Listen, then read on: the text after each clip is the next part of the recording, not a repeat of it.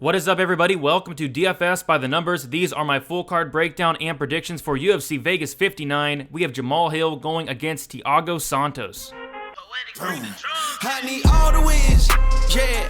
Harder than all that is. You better move, you might get knocked out. Knocked out. You better move, you might get knocked out. Knocked out. You better move, you might get knocked out. Knocked out.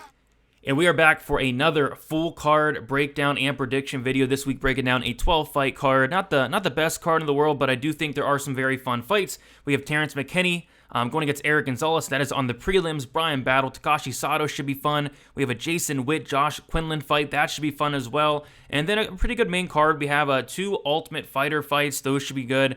The main event, of course, Jamahal Santos. And then a Vicente Luque fight is never boring. So, although maybe not the most name value on this card, I do think it's going to deliver from a fan perspective. From a betting perspective, probably going to be a light-ish night for me. I do have 3 bets already. Not going to be adding much more. But, yeah, we are, I think this is the 9th week into I think it's the 10th week, actually, into a 12-week stretch. It's been a grind. I've been doing Dana White's Contender Series as well. So looking to finish this 12-week stretch strong. And we start with this card here. Just a couple announcements before we get started. I do want to shout out the winner from the Significant Strike contest last week for 277. The winner is FB Montages. FB, if you can hit me up on Twitter, DFS_numbers, or Instagram, DFS by the numbers with your PayPal or Cash App, I will get you your winnings. So FB, he guessed 145 total significant strikes. The correct answer was 145 significant strikes, right on the dot. What a guess. Shout out to you, FB Montages. Hit me up, and I will get you your winnings there. And I'll be doing more contest. I'll be doing one for UFC 278 mid to late August there. So, other than that, as always, guys, leave a like, subscribe to the channel. It does go a long, long way. And yeah, if you do want extra content, be sure to check out dfsbythenumbers.com. And I think that's about it. So I say we get into it, 12 fights to break down. And as always, we will start with the very first fight of the night. And if you like some women's MMA, you're going to love this card because this card, 1/3 of it is women's MMA. I know people really do love that women's MMA. And we're going to start off with 2 WMMA fights in a row. The first one, Mara Bueno Silva going against Stephanie Egger. We have Mara Bueno Silva, 30 years old, 5'6", with a 66.5-inch reach. She is 8-2-1 and 2-2-1 in her last 5 fights. Stephanie Egger, 33 years old, 5'6", with a 68-inch reach, 7-2 and 4-1 in her last 5 fights. We will take a look at the odds like we always do, and we see that the line flipped here. So Mara Bueno Silva opened up -130. She is currently +113. Stephanie Egger opened up +110. She is currently -133. And, typically what I don't like with Mara Bueno Silva in her fights is she's a phenomenal grappler. She's very good on the mat. She actually has 3 submission wins in the UFC. On the Contender Series, she got a submission win in the very first round. In her debut against Jillian Robertson, she got a first-round armbar submission win, and then she got another first-round armbar submission win against Mara Barella. So she's a very good grappler. It's just she's attempted only 1 takedown thus far in the UFC. It seems like she wants to go out there and she wants to strike, but when she is taken down, when she is on her back, she is extremely dangerous. So this is a fight where I'm kind of glad she doesn't go for takedowns against Stephanie Egger because Egger is a very solid grappler. She's shown that off in her last couple fights, going out there and TKOing Shanna Young and then going out there and getting that armbar win against Jessica Rose Clark. I think this is going to be, a much tougher matchup here for Stephanie Egger than it was against a Rose Clark or Shanna Young because Mara Bueno Silva, she's good everywhere. On the feet, she comes forward, she throws a lot of volume, and she's very dangerous. She throws with a lot of power. And then, of course, on her back, she's extremely dangerous. She's extremely active as well. So I just think Mara Bueno Silva is going to be the better all-around fighter here. I heavily favor the striking of Mara Bueno Silva. Egger, her striking is coming along, but still has a long way to go. Egger's grappling is where it's at. And I think the grappling is going to be very close here. So I do like Mara Bueno Silva. The line did flip. She is a dog. I will take the dog to start off the card. Don't know if I'll be betting this fight, but as far as the pick goes, I will take Mara Bueno Silva to keep this on the feet and just strike Egger for 3 rounds. If she does get taken down, I think she'll be safe on the mat. And I think Bueno Silva does win this fight and wins it by decision. All right, next we have Corey McKenna going against Miranda Granger. We have Corey McKenna, 23 years old, 5'3" with a 58.5-inch reach, 6-2 and 4-1 in her last 5 fights. Miranda Granger, 30 years old, 5'7" with a 68-inch reach, 7-2 in 3-2 in her last 5 fights. Corey McKenna opened up as a minus 210 favorite. She is now minus 230. Miranda Granger opened up plus 180, and she is currently plus 195. So I guess we'll talk about the elephant in the room, and there's 2 elephants in the room. The first one being this tail of the tape. Corey McKenna, yes, she will be 7 years younger, but it's going to be Granger who's going to have a 4-inch height advantage and a 9.5-inch reach advantage here. And I even saw, I think it was potentially UFC stats. I know Tapology has 58.5-inch reach for Corey McKenna. I think UFC stats maybe even has like a 58-inch reach for Corey McKenna. So it could be a very well, 10-inch reach advantage here for Miranda Granger. The other elephant in the room is the layoff for Miranda Granger. She has not fought in 1 year and 8 months, and that is because she did have a pregnancy, she did have a baby, so she did take the year and 8 months off. She is coming back here, so that is absolutely something to mention. We have not seen her in a while, and she is coming off that pregnancy here. So it's an interesting fight because Corey McKenna, I feel like she should absolutely win this fight, but I feel like I was saying that the exact same thing against Corey McKenna versus Elise Reed. I feel like Elise Reed, her takedown defense is questionable, her grappling is questionable, and what did Corey McKenna go out there and do? She went out there and struck with Elise Reed for the majority of the fight. When she did go for the takedowns, she got them, but she went and got them just way too late in the round. By the time she got them, there was only like a minute or so left in the round, and she was able to get top control and look good on the mat, but on the feet, she was getting pieced up by Elise Reed. Elise Reed had a 63-inch reach. Granger's going to have a 68-inch reach, and I actually was pretty impressed with the striking of Miranda Granger as well. But, we saw in Granger's last fight against Ashley Yoder, she was taken down a couple times. I did not like that. She was stuck on her back a few times. I did not like that. She is very active off her back. She seems like she does have a good ground game, but she can absolutely be taken down. Thus far in the UFC, Miranda Granger does have a 40% takedown defense. On the feet, you have to favor Granger. Not only do I think her striking is actually pretty solid, but with the 10-inch reach advantage, you're bound to have a striking advantage more often than not against Corey McKenna, who has one of the shortest reaches I've ever seen. So, yes, on the feet, it's going to be Miranda Granger, but I feel like Corey McKenna, her wrestling's good. Her wrestling is really good. It's just her fight IQ, her unwillingness to wrestle. If she goes out here with a good game plan, she should absolutely beat Miranda Granger, but seeing the Elise Reed fight gives me serious pause, especially taking a look at the line. So I'm gonna pick Corey McKenna to go out here, hopefully fight a smart game plan, hopefully get this down to the mat, because when Corey McKenna's on top, she's very good.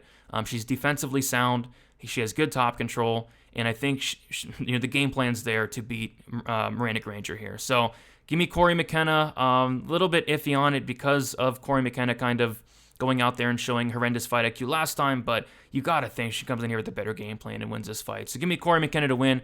I'll take Corey McKenna to win by decision.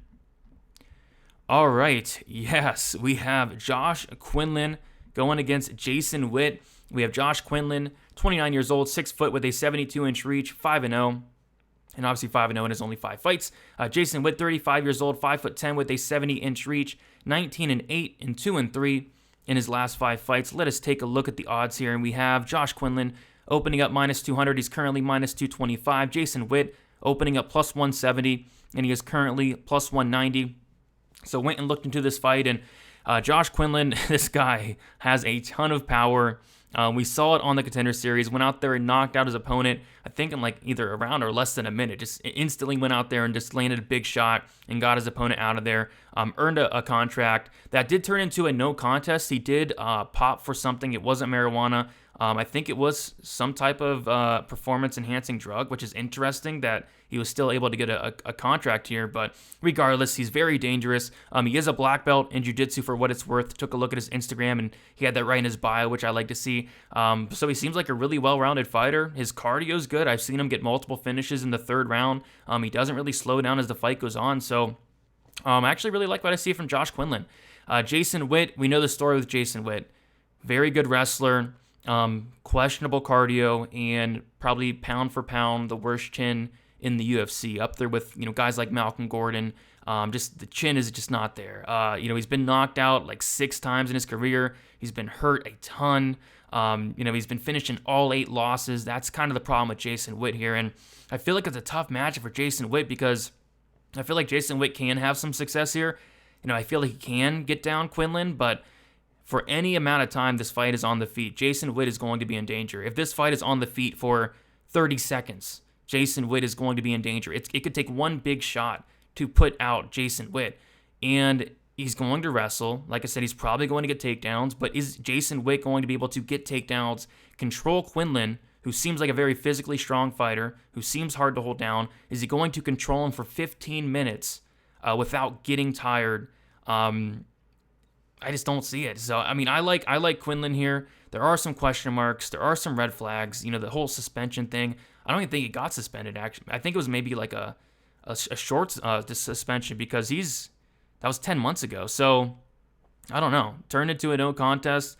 If he got suspended, it wasn't long. So, that's something to look at. But Josh Quinlan should come in here, and I think he eventually knocks out Jason Witt. I think it could be in any round. I think if Jason Witt strikes for any period of time here, he's getting knocked out. So I like Quinlan. I like Quinlan to win by, I'll say first round knockout, but it could be in the second, it could be in the third, it can be in really any round. I think Jason Witt's chin is going to be in danger, really any round. But I'll take first round knockout for Josh Quinlan. Should be a very fun fight there.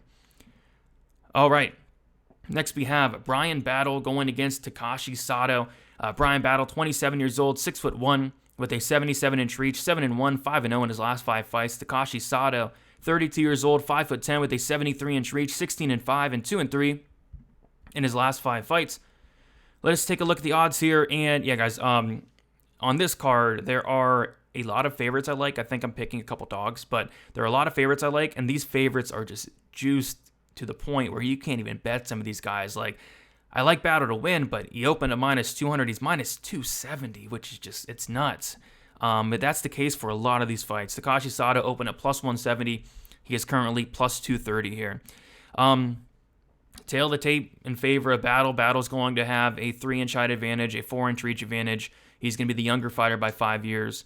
Pretty much everything here, honestly, favors Battle. The volume and output I love from Battle. The cardio, the toughness, the durability, the dog in him. I think everything here favors Battle. The wrestling, the grappling, maybe outside of pure power. Takashi Sato does have a ton of power, and that could be a problem here, especially when you're laying almost -300 against Sato, because he does have a lot of power. He does throw really hard, and Battle is very hittable. That's the one thing I don't like about Battle, is he is very hittable. But his chin does hold up. He's never been knocked out. He's been submitted once a while ago.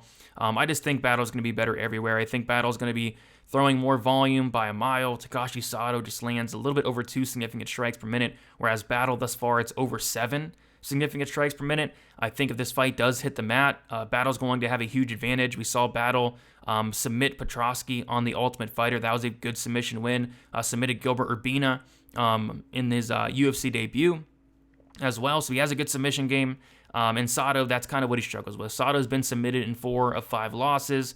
All 5 of his losses have something to do with, either him getting taken down and held down like he did against Gunnar Nelson, or him getting taken down and getting submitted, like against guys like Miguel Baez and stuff like that. So I think Battle wins this fight pretty much everywhere on the feet. He should be the minute winner, landing more. And then if this fight does hit the mat, I think Battle is extremely live for a submission. So I'm actually going to take Battle to win by submission. I'm going to take him to win by second round submission. I think he does eventually find his way to the mat. And when he does, he's a very opportunistic finisher on the mat. I think he does lock something up and give Sato his 5th submission loss. So give me Bryan Battle to win.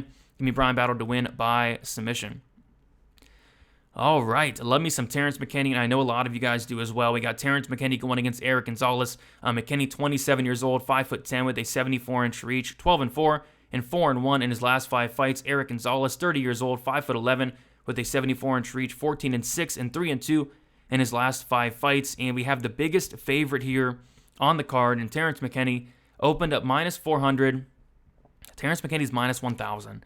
Eric Gonzalez opened up +300. And he's currently +600. So, yeah, biggest favorite on the card here for Terrance McKinney. And, I will not be betting McKinney at -1,000, but I do think he wins this fight pretty much everywhere it goes. We saw that Eric Gonzalez did get knocked out in his last fight against Jim Miller. No shame in that. That was Eric Gonzalez's first knockout loss, and he did get hurt a little bit in the first round as well. I guess, Terrance McKinney could go out there and, of course, knock out Eric Gonzalez. That's definitely on the table. Terrance McKinney hits like a truck. But I think another path to victory for Terrance McKinney would be getting this fight down to the mat. Eric Gonzalez's takedown defense is not good at all. I've seen him taken down a million times outside the UFC. Even Miller got him down a couple times as well. And I feel like McKinney, very good wrestling, very underrated grappling. Like, he has a wrestling background, has multiple submissions on his record. I think he even has more submissions on his record than knockouts. Yeah, 58% submission rate for McKinney, 42% knockout rate for McKinney. Of course, he has that 100% finish rate, and I do think that 100% finish rate does continue in this matchup here. I feel like McKinney can knock him out. I feel like McKinney can take him down and submit him. Gonzalez has been submitted twice in his career. I will take McKinney to win by submission, but I do think McKinney, whatever he does, I think he does it pretty quickly here, and I like this matchup they made. I mean, it's going to be a fun fight. And Gonzalez is going to go out there and try to finish Terrance McKinney. And I will say, if this fight does get extended, there could be some problems, especially considering McKinney is this big of a favorite. We have seen McKinney slow down as the fight goes on. We have seen McKinney get finished in all 4 of his losses. But I do think McKinney's the better fighter, and I do think he does go out there and finish Gonzalez in that very first round. So give me McKinney to win. Give me McKinney to win by first round submission. All right, next we have Michal Oleksiejczuk going against Sam Alvey. We have Michal Oleksiejczuk, 27 years old, 6 foot with a 74-inch reach, 16-5, and 2-3 in his last 5 fights. Sam Alvey, 36 years old, 6'2", with a 75.5-inch reach, 33, 17-1, and 4-1 in his last 5 fights. We'll take a look at the odds, and Oleksiejczuk, big favorite, second biggest favorite on the card, opened up -330, currently -700. Sam Alvey opening up +270, currently +450. So Sam Alvey has not won a fight in a very, very long time. I want to say, like, the last time he won a fight was literally like 9 fights ago.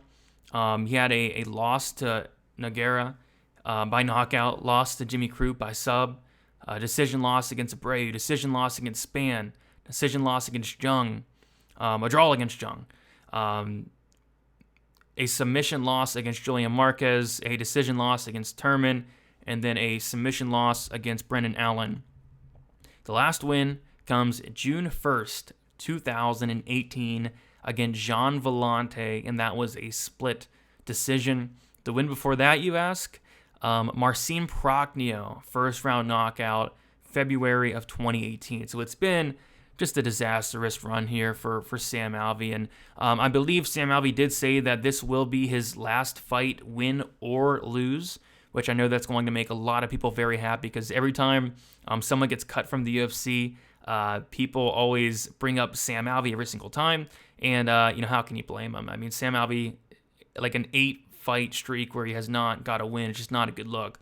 Michal Oleksiejczuk, he is cutting down to middleweight, which is a good thing, because he is a very small light heavyweight, and this should be his rightful weight class. And I guess we'll have to take a look at the weigh-in, see if he looks good, but judging from his Instagram, he does look pretty solid there. So he is moving down to middleweight, and I think it's a pretty good matchup here for him against Sam Alvey, who Sam Alvey's going to go in there, he's going to back up to the back of the cage, and he's going to throw very little volume with some power.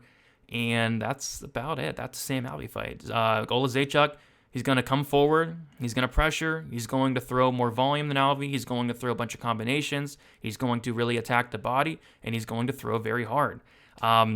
You can't pick Sam Alvey here. I don't know if they're really... And is anybody picking Sam Alvey? I mean, maybe Alvey lands a big shot, but just hard to see Alvey winning a fight at this point of his career. I think Oleksiejczuk should win this fight, and I'm actually going to take Oleksiejczuk to win by knockout, and I'll say he does knock out Alvey in the very first round. Oleksiejczuk is a very fast starter the majority of the time. There are some fights where he kind of does take his time. I think he's going to go in here, make a statement, and get Sam Alvey out of there early. I think he knocks out Alvey in the very first round there. So, Oleksiejczuk, huge favorite. I think he gets it done. I think he gets it done pretty early. All right. We will move on to the main card, and what a banger. What an absolute banger we have to kick off this main card. Ariane Lipski, the queen of violence, going against the zombie girl, Priscila Catch a Beating.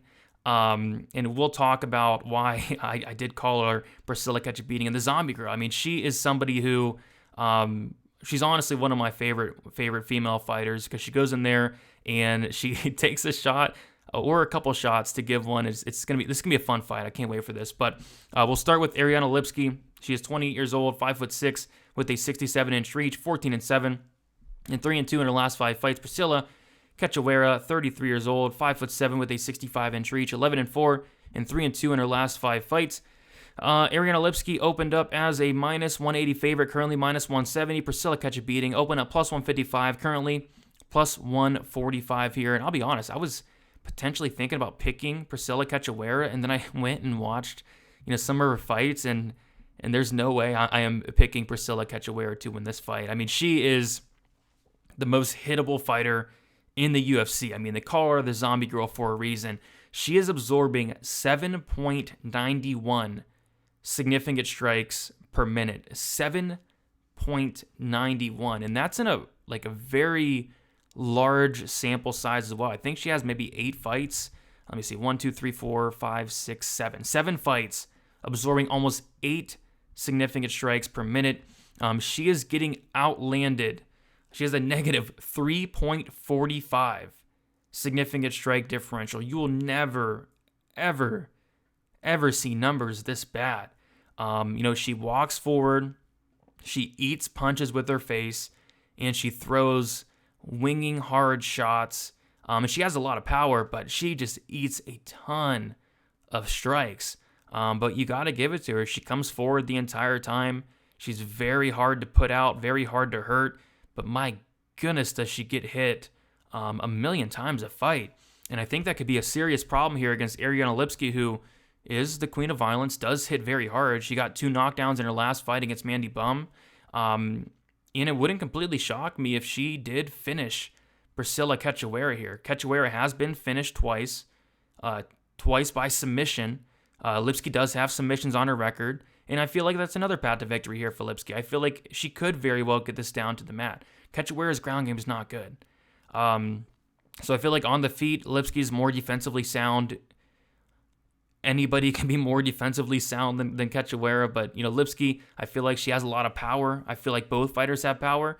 And then if Lipski wants to take this down to the mat, I feel like she could absolutely do that. And if she does, I feel like the submission could definitely be there. So yeah, I like Lipski quite a bit in this fight.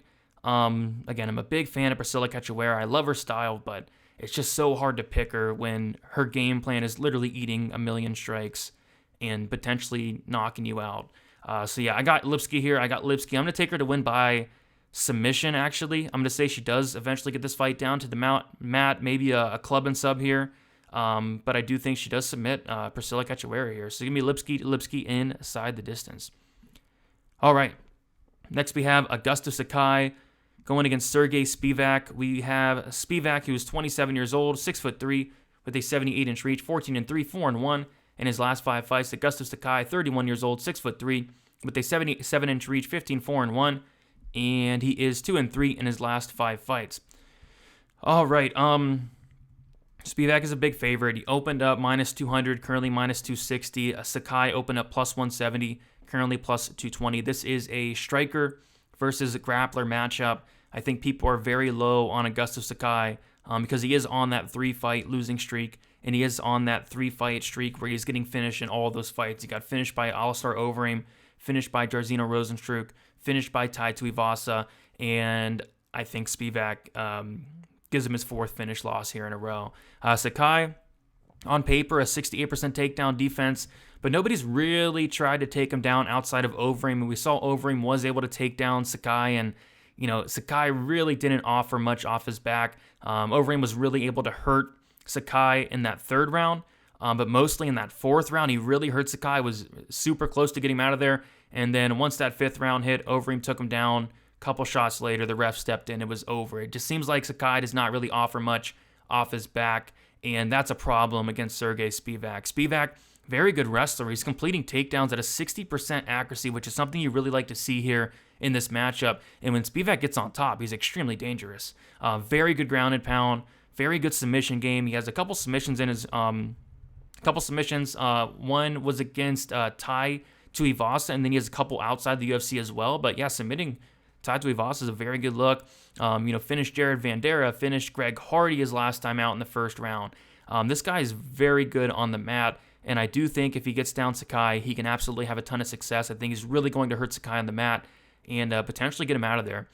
If Sakai is able to stuff the takedowns, or if Spivak decides he wants to strike with Sakai, Sakai could absolutely knock out Spivak. Spivak has been knocked out several times in his career, but I think Spivak's going to fight smart. I think he's going to get this fight down to the mat, and I think he does eventually finish Augusto Sakai. I'll say second round finish. Could be a TKO, could be a sub. But yeah, I think if Spivak comes out here with a good game plan, I think it's a very winnable fight. But I don't want to completely count out Sakai here. He's fought some really good guys. He's beaten Marcin Tybura. He's lost to Overeem, Rosenstruck, Tai Tuivasa. But I just feel like stylistically, this should be a matchup Spivak does win. So I'll go Spivak to win. I'll go Spivak to win by like a second round TKO or submission. All right, we have the first of two Ultimate Fighter matchups here. And we will start with the Juliana Miller going against Brogan Walker matchup. So we have Juliana Miller. She is 26 years old, 5'7" with a 67-inch reach, 2-1, and 2-1 in her only 3 fights. Brogan Walker, 33 years old, 5'4", with a 67-inch reach, 7-2, and 3-2 in her last 5 fights. So we'll take a look at the odds. And Brogan Walker opened up as a -160 favorite, currently -105. Juliana Miller opened up +140. Currently -115, and this is a spot where I think experience is going to come into play here. Miller literally only has 3 fights, and of course she has fought on the Ultimate Fighter, but, Brogan Walker, she has fought some really good competition, prior to being on the Ultimate Fighter, like a loss to Pearl Gonzalez in Invicta, a loss to Erin Blanchfield in Invicta, and a win over Amanda Maverick. And, Maverick was super young at that point. That was back in 2018, so Maverick was probably like 18, 19. But still, that's a very good win to have. And hopefully they do run it back one day. But yeah, Brogan Walker is the more experienced fighter, whereas Miller, I feel like she has some good upside. I really liked what I saw with Juliana Miller. I liked her willingness to come forward. I liked her willingness to throw strikes. She does leave herself open to be hit, but her ground game is super good. And she has, pretty solid takedowns and ability to get it down to the mat. So I think she has a pretty high ceiling here, only at 26 years old. It's just, I do think she's still very green. I don't think she's that experienced, obviously, with only 3 fights. And I think I do lean more towards to the experience of Brogan Walker at this point. But it should be close. Walker, for what it's worth, she is a black belt in BJJ. I think Miller's a more dangerous submission grappler, but Walker can definitely hold her own in the grappling. She was able to hold her own in the grappling against like Miranda Maverick, Blanchfield. So I think she'll be okay here. I don't see Juliana Miller submitting Brogan Walker, and Juliana Miller has finished both of her professional wins by submission. I don't really see that happening here. I think it will be close and will be competitive. I do think the better striker is Walker, and I think Walker should be able to keep this on the feet for the most part and win a decision here. But yeah, this should be a very close and competitive fight here. So I get why the line is where it's at. Should be probably near pick'em. I think Miller probably has more upside, more of a ceiling. But Walker, at this point, I do think she's the better fighter, and I do think she wins this fight. So give me a Brogan Walker to win. Give me Brogan Walker to win by decision. Alrighty, next we have the heavyweight Ultimate Fighter fight here. We have Zach Pauga going against Muhammed Usman. We have Pauga, 34 years old, 6 foot with a 78-inch reach, 5-0, and 5-0 in his only 5 fights. Muhammed Usman, 33 years old, 6'1". On Tapology, it says a 79-inch reach, but on the Ultimate Fighter, it said that Usman has a 78-inch reach. So I'll go with a 78-inch reach here. He's 7-2 and 4-1 in his last 5 fights. We'll take a look at the odds here, and we have Muhammed Usman is a dog, opened up plus 170, currently plus 205. Zach Pauga opened up minus 200. He is currently minus 240. So Zach Pauga, very, very small for the heavyweight division, and yeah, very small for the light heavyweight division as well. He is only 6 foot, and all 5 of his professional wins are at the light heavyweight division.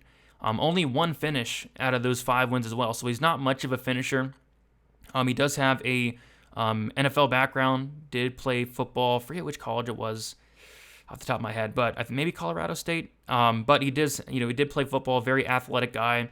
And to be honest, Muhammad Usman, I know his brother's Kamaru, one of the best fighters in the UFC, but I just don't like what I see from Muhammad Usman here. He's very low volume. His cardio doesn't look great. In some fights it does, in some fights it looks bad. Went back and saw that he lost to Dontel Mays. That was not a good look. And I think Pauga's going to have a speed advantage here. Very big speed advantage. A cardio advantage here. And I feel like he'll be able to keep this fight on the mat. I have seen Muhammad Usman go for takedowns and kind of implement a 15-minute wrestling-heavy game plan. I don't think that's going to be the case here. Pauga does have really good takedown defense. And just on the feet, Pauga's striking is pretty good. I took a look at some Pauga fights like earlier in his career and compared him to like as of recent, and he's made super massive improvements in his striking. And I do think he's the better striker in this match. Whereas Muhammad Usman, he's winging like wild shots and just not impressed with the strike in Muhammad Usman whatsoever. So I think it's a good matchup for Pauga here. He's training at Elevation Fight Team with guys like Curtis Blades. Being on the mat with Curtis Blades almost every single day, you're going to make improvements, and I think this guy is.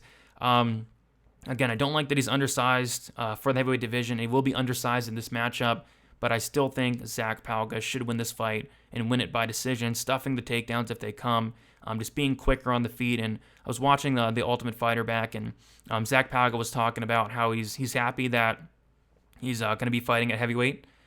He's saying that he's glad that he's going to have the speed advantage and the cardio advantage in the majority of his fights, and I think that's going to be the case here. So, yeah, Pauga by decision, and I think he gets it done, and I'm curious to see where he goes from here.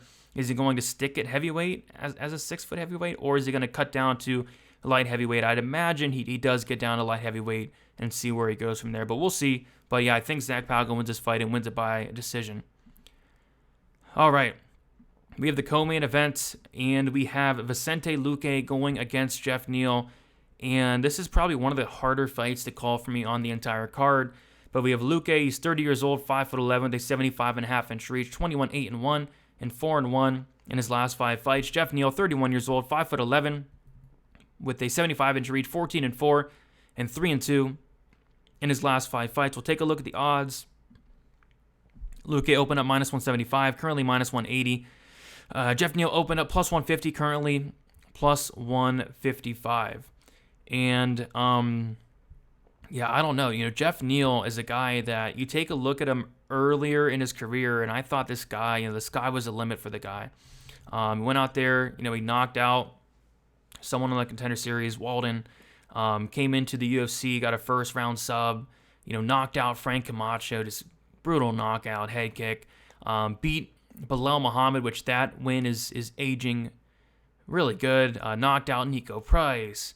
Knocked out Mike Perry, which was super impressive because, Mike Perry's as tough as they come. And then, he takes like a year layoff, comes back against Stephen Thompson in that 5-round fight, just looks off. And then against Neil Magny, he looks off.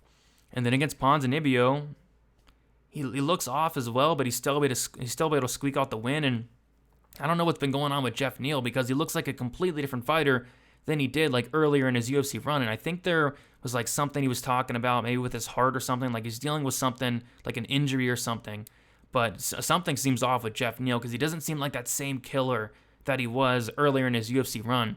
And that's where I kind of have concerns in this fight, because if this was the Geoff Neal that went out there and, knocked out Mike Perry, knocked out Nico Price, beat Belal Muhammad, I might even pick him here. I just don't know if that same Neal is there. He just has not looked great his last 3 fights. Vicente Luque is going to bring it every single fight, no matter what. He is a guy that is willing to get into a brawl. A little bit too hittable for my liking, but Vicente Luque in 30 fights, he's never been knocked out, and maybe this could be the spot, but this guy's chin is as good as they come in the UFC. He's a dog. He's going to absolutely fight for your money every single time. He's going to come forward. He's going to make this a war. I think this will be a war. And in a war, you got to favor Vicente Luque. You take a look at who's beating Vicente Luque. Belal Muhammad, You go back way earlier in his career, Leon Edwards took him down 3 times. Michael Graves took him down back in 2015, 5 or 7 times. And then Stephen Thompson outpointed him 138 to 77 there. So when he is losing, the majority of those fights are because people are taking him down. That's just not Geoff Neal's game. I think Geoff Neal is going to stand and strike with Luque, and I do think Neal's going to have success. But like I said, I think it's going to be a brawl. I think it's going to be a war, and I think a war does favor Vicente Luque. I do think he's going to come out of this war with his hand raised, potentially by finish. If this fight does hit the mat, Luque's submission game is very dangerous. Geoff Neal has done a really good job at stuffing takedowns thus far at 85%. And then on top of that, just the durability. He uses that durability as a weapon. He uses that chin as a weapon. Kind of like Drew Dober. You need a brick to knock out Drew Dober. Same thing with Vicente Luque. So, I think Luque does win this one. I'm going to say by decision. If there is a finish in this fight, I do think Luque does or is the one getting the finish. But I'll say decision. Neal has never been finished yet in the UFC. Maybe this is the first time. But I'll say Luque does win a very competitive decision, landing the better strikes here. But this could be close. This could be super close, especially if Geoff Neal shows up and looks better than he has as of late. But I just have not liked what I've seen from Geoff Neal his last 3 fights. So maybe he gets it together, but no confidence in that. But yeah, I like Luque here. I like Luque to win by decision. All right, last fight with the main event. Jamahal Hill going against Thiago Santos here. We have Jamahal Hill, 31 years old, 6'4", with a 79-inch reach, 10-1, and 4-1 in his last 5 fights. Thiago Santos, 38 years old, 6'2", 76-inch reach, 22-10, and 1-4 in his last 5 fights. We'll take a look at the odds, and Jamahal Hill, one of the biggest favorites on the card, opening at -250, currently -280. Thiago Santos opening up +210, currently at +240, and I'm hoping Jamahal Hill comes in here and makes this an exciting fight, because I'll be honest, if you want to go fall asleep, I would recommend watching Santos' last 3 fights. Santos versus Ankalaev, 25 minutes of nothing. Santos versus Johnny Walker, 25 minutes of nothing. And then Santos versus Rakic, 15 minutes of nothing. His last 3 fights have just been atrocious, and I'm shocked that the UFC is giving them another main event opportunity, but I think it's more so to build up Jamahal Hill here, and I think Jamahal Hill does pass this test. There are some question marks I have with Jamahal Hill in terms of the grappling and the takedown defense, but he's not going to have to worry about that here against Thiago Santos, who has not went for takedowns in years. Santos is a black belt, but again, I don't see him going out there and implementing that game plan and really having a ton of success with it in general. On the feet, Santos has a ton of power. He's still super dangerous. He did knock down Muhammed Ankalaev in his last fight, so the power is still there, and Jamahal Hill is pretty hittable. Jamahal Hill does have a 45% striking defense, so maybe Santos can land a big shot, but the clear middleweight here is going to be Jamahal Hill. Jamahal Hill's super high volume. He's going to come forward. He's going to throw a lot, and he's going to throw with power as well. Whereas Santos, at this point of his career especially, just no volume to speak of. The power is there, but the volume's not. I think Jamahal Hill should cruise here, eventually picking up a knockout along the way. I like Jamahal here a decent amount, but Santos is dangerous. He's still, at this point, he's dangerous, but just doesn't throw enough for my liking, especially in this matchup against Jamahal Hill, who, some of the highest volume we'll see in the light heavyweight division. So I like Jamahal Hill. I like Jamahal Hill to win by knockout. I'll say second or third round knockout here. I'm hoping he makes this an exciting fight, because the last couple of Thiago Santos fights have just been unwatchable. So give me Jamahal Hill to win. Give me Jamahal Hill to win by knockout. And we did it, guys. Went through all 12 fights here. Thank you so much for watching. As always, be sure to leave a like, subscribe to the channel so you don't miss out on all the other content. I'm going to be doing a best bet, premiering that on Saturday on fight day. Going to be doing a live stream on Friday, 7 o'clock p.m. Eastern Time. After the weigh-ins there, give my final thoughts, talk about some bets, talk about some DraftKings. And guys, that is about it. Follow me on Twitter, DFS_numbers, Instagram, DFS by the numbers if you have any questions. And hopefully trying to finish this 12-week stretch strong. We have 3 events left before we get a break here. We have this one, I think, UFC San Diego next week, I think. And then we finish it with UFC 278. Very good card there. So, best of luck, guys. Let us make some money for UFC Vegas 59, and we'll talk to you very soon. See you.